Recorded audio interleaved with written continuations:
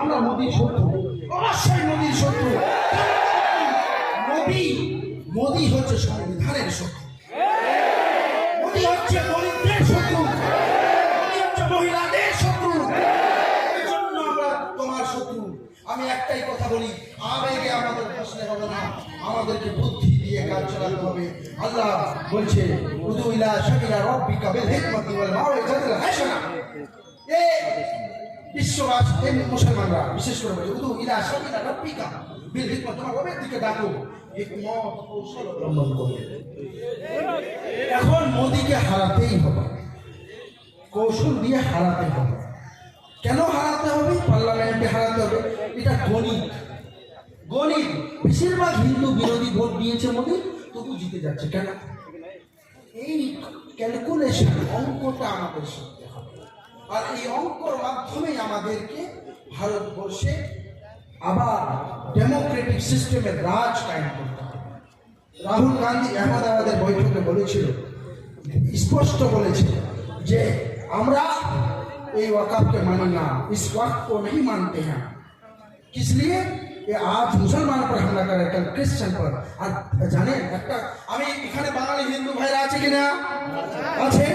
আপনাদের একটা কথা বলি, দিল্লিতে চিত্তরঞ্জন, বিজেপি সরকার এসেছে দিল্লিতে, চিত্তর শিয়ার পার্ক, ওখানে সব বাঙালি হিন্দুরা থাকে, বিশেষ করে বাঙালি হিন্দুরা থাকে, বড় বড় অফিসাররা থাকে, বাঙালি হিন্দুরা। ওরা ওদের কি করেছে জানেন? মাছের বাজার, কোনো মুসলমান করেনি, কোনো মুসলমান মাছ, ওই मछली क्यों खाता है, हटाओ। তো বাঙালি হিন্দুদের কেউ তো মানছে।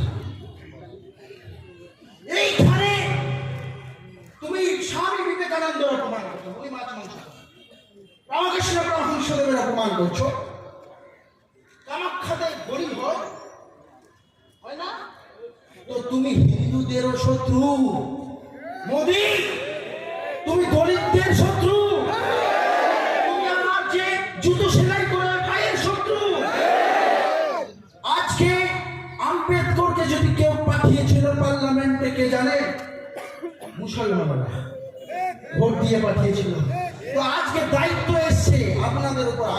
আগে আপনারা মোদির সঙ্গে কৌশল করে অবলম্বন করে ওনার সঙ্গে করবেন, বুদ্ধি দিয়ে কাজ করবেন, লড়াই করবেন, তারপরে তো তারা সঙ্গ দেবে নাকি? খেলাফত আন্দোলনে যেমন গান্ধীজি সঙ্গ দিয়েছিল আমাদের, তো আমাদেরকেও সঙ্গ দিতে হবে, তাদেরকেও সাথে নিয়ে আসতে হবে। যারা যারা লড়াই করতে যাচ্ছে সেই সাংসদদের কেউ সাথে নিয়ে আসতে হবে, হিন্দু ভাইদেরকে সাথে নিতে হবে, তাদেরকে সাথে নিয়ে লড়াই করতে হবে। একদম ইনক্লুসিভ মুভমেন্ট।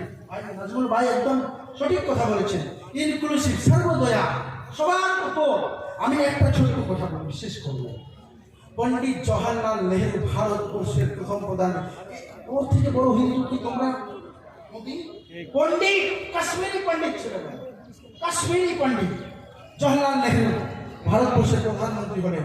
উনি একটা জনসভায় গেলেন, গিয়ে বলছে মোদিজির লোকেরা বলে, এই মুসলমান, এই ভারত মাতা কি জয় বলো, জয় শ্রীরাম বলো না, ভারত মাতা কি জয় বলো। আরে ভারত মাতাকে যদি দেখতে হয়, ভারত মাতাকে কে ভালোবাসে, তাহলে বলে দিতে চাই, ভারত মাতাকে ভালোবাসে এপিজে আব্দুল কালাম। পারমাণবিক শক্তি দিয়ে ভারতবর্ষকে বিশ্বের দরবারে শক্তিশালী করেছে এপিজে আব্দুল কালাম। ভারতবর্ষকে কে ভালোবাসে? ভারতবর্ষকে ভালোবাসে বীর আব্দুল হামিদ। পাকিস্তানের সঙ্গে যুদ্ধ করে ট্যাঙ্কি দিয়ে হামলা করে পাকিস্তানের বিরুদ্ধে মারা গেছেন, শহীদ হয়েছেন, বীর চক্র পেয়েছেন বীর আব্দুল হামিদ। মুসলমানরা রক্ত দিয়ে দেখিয়ে দিয়েছে, উলামায়ে কেরাম রক্ত দিয়ে দেখিয়ে দিয়েছে যে ভারত মাতাকে তোমাদের, তোমরা তো ভালোই বাসো না আরএসএস, তোমার কোন হিন্দু ভাই বলছি না, আরএসএস বাদীদের বলছি, আরএসএস তোমার থেকে বেশি, তুমি তো ভালোই বাসো না, ভালোবাসে ভারতবর্ষের হিন্দু মুসলমান মিলে ভারত মাতাকে ভালোবাসে। পণ্ডিত জওহরলাল নেহরুকে বলা হলো, কি বললেন জানেন? উনি সভাতে বসে আছেন, এরকম জিজ্ঞেস করলেন, যেমন আপনাকে জিজ্ঞেস করলেন, বলুন তো ভারত মাতা কি? পণ্ডিত নেহরু আমাদের ফুলফুলা দরবার শরীফ থেকে সৈয়দ সাজ্জাদ হোসেন সাহেব এসছেন, জমিয়তে ওলামায়ে বাংলার যিনি সম্পাদক, উনি হেঁটে আসছেন, আপনারা একটু আশা রাস্তা করে দেবেন। আমিনপুর খারিজি মাদ্রাসা আপনারা বসুন আমিনপুর খারিজি মাদ্রাসা সেক্রেটারি সাহেবকেও পাশে রাস্তা করে দেন। আমিনপুর খারিজি মাদ্রাসার সেক্রেটারি মৌলানা ফারুক সাহেব দাঁড়িয়ে আছেন, আমার পাশে ব্যবস্থা করে দেন। এবং ফুরফুরা শরীফ থেকে জমিয়ে বাংলা সম্পাদক সৈয়দ সাজ্জাদ হোসেন সাহেব এসছে, একটু রাস্তা করে দেন। কেউ উঠবে না, একবার সাহেব বক্তব্য রাখছেন না।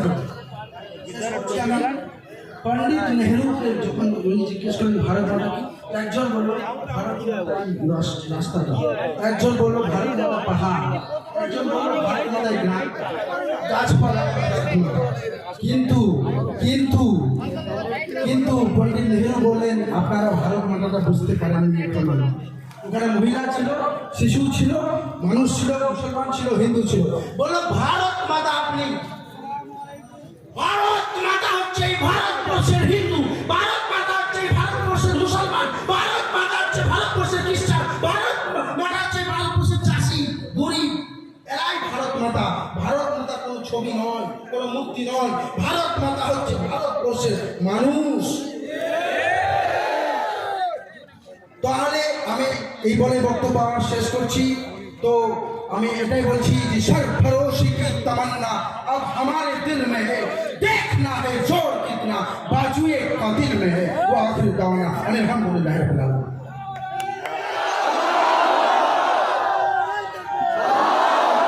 नारे तकबीर, नारे तकबीर।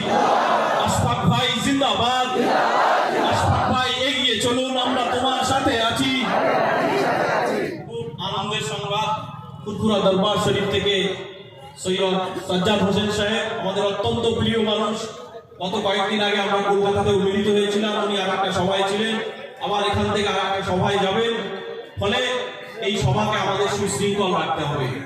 এই সভায় মূল মূল পয়েন্টগুলো যদি আপনাদের কাছে নোট ডায়েরি থাকে